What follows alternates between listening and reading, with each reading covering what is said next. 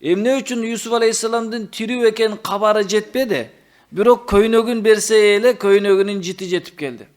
Мынтип айтпаш керек. Аксакалдар, улуулар кандай бир маселе айтсын, аны ката дебеңиз. Ошол үчүн кыйынчылык мезгилинде не кыласыз, сабыр кыласыз. Жеңилчилик мезгилге келгенде ишти кыласыз. Юсуф алейхиссалату вассаламдын окуясында көйнөк 3 жолу кайталанат.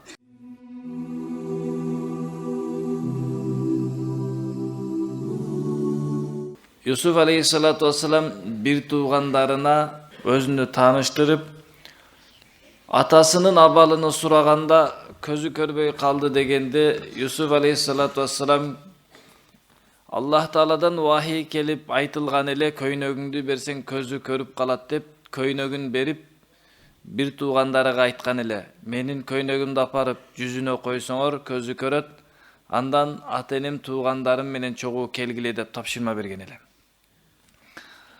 Ошондо уландыс айтып атат: "Валамма фасалатыл ир", кербен Мисир шаарынан жөнөп жатканда айтты атасы: "Албетте мен Юсуфтун жытыны сезип жатам."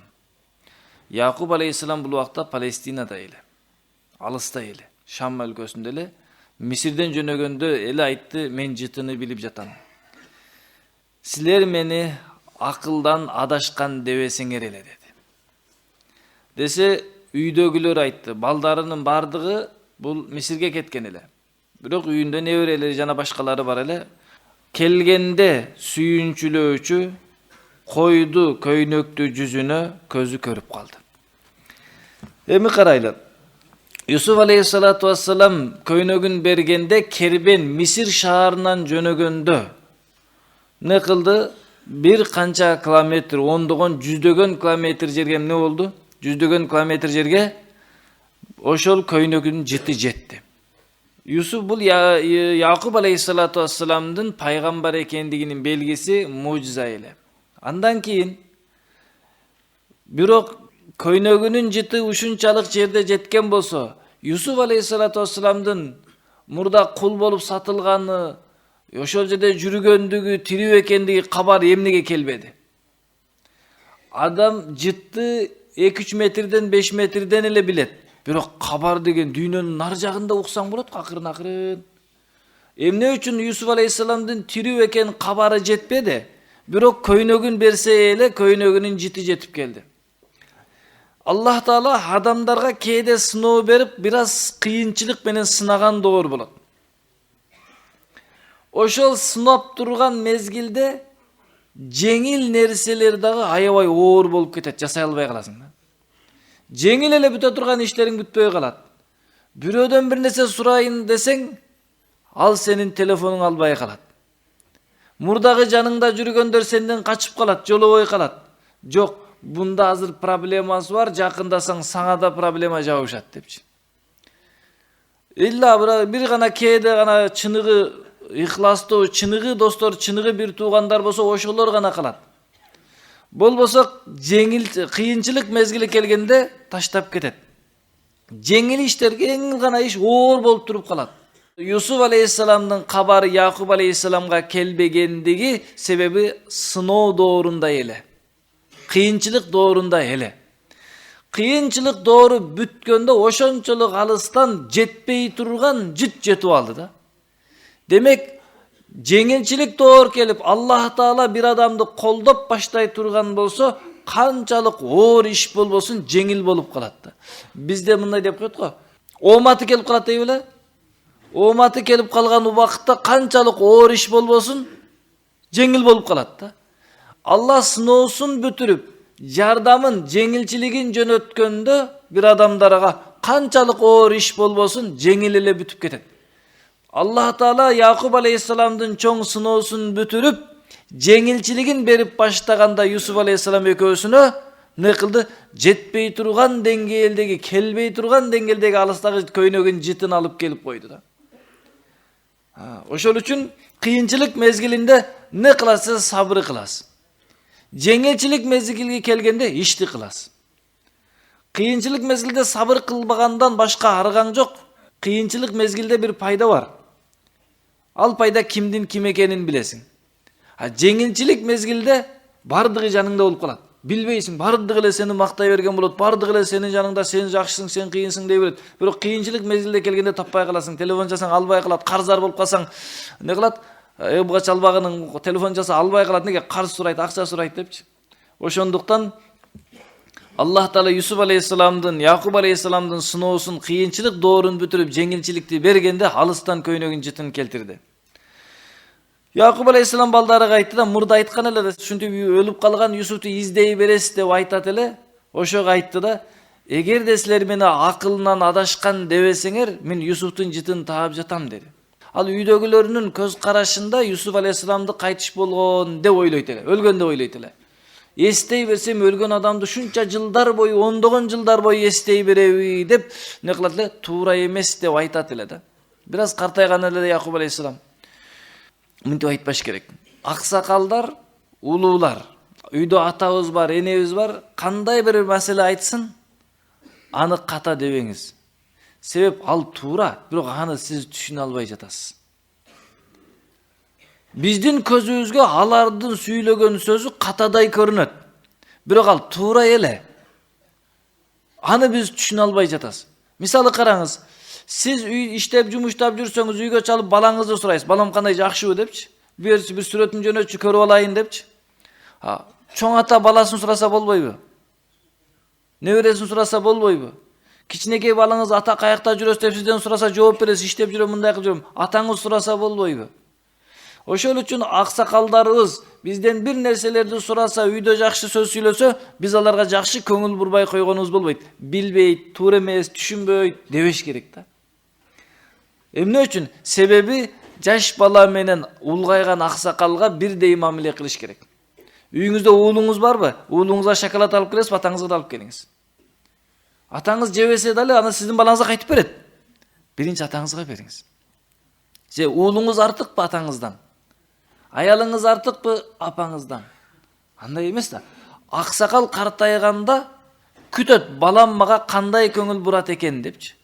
Сен адашкансың, түшүнбөйсүң, ата отура бериң, сиздин ишиңиз не? Ол биздин иш, жаштардын иши дебеңиз да.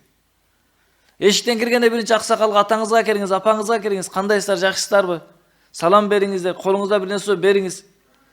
Анан кийин башкасыга кириңиз да. Жашырып балдарыма берип коем деп ойлобоңуз, билбей калат. Ал сиздин атаңыз, ал билип алат. Сизде канча акыл болсо, ошол кишинин акылын жарымынын жарымы. Келинчеңизге жашынып шоколад алып кирип берип, апаңызга бербесеңиз билип алат. Макул, баламды мен чоңойттум элем, бирок меники эмес, башка бирөөнүкү болуп калды дейт да. Ошол үчүн мамилебиз ата энебизге жакшы болуш керек. Кандай балаңызга эркелетсеңиз, ата энеңизди эркелетиңиз. Балдарыңызды паркка апарасыз, тоого апарасыз, ойнотосуз, ата энеңиздичи алып бардыңызбы бир жерге? Жок, алып барбайбыз. Картайып калса эле ошондой калып кетиш керекпи? Бизге баягы биз кички мезгилде алар керек эле, бизди караганда керек эле. Бирок алар картайганда эми керек болбой калды, чоңоюп алдыкпы?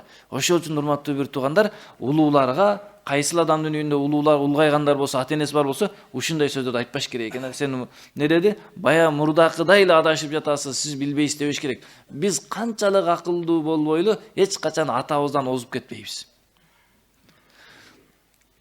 Фаламма анжахул башир, кабарчы келгенде, сүйүнчүлөп келгенде, жүзүнө көйнөгүн койгондо көзү көрүп калды да. Ошондо айтты: "Кала алам акуллакум, айтпадымбы силерге?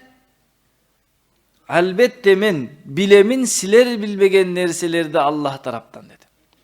Юсуф алейхиссалату вассаламдын окуясында көйнөк 3 жолу кайталанат. Биринчи жолу окуясында көйнөк кудукка таштаганда бир туугандар Юсуф алейхиссаламды канга боеп атасына апарган, карышкыр жеп кетти деп. Бул жалганчылык көйнөк эле. Бир туугандары жалган айтканын ушунан билип алды атасы. Эмне үчүн? Себеби көйнөгү бүтүн экен да. Карышкыр жесе көйнөктү чечип, шашпай жийип коюп, же бүтүп анан кийин канга ороп анан берип коюп, муну апарып бер депчи. Ошондо атасы карап туруп айтты да, балам тирүү деди. Бир жагын окшоштуруп барат дагы экинчи жагы окшошпой калат. Кандыгы окшоштурду, бирок бүтүн болуп калып окшошпой калды да. Ошол үчүн ууру кээде түндө кирет.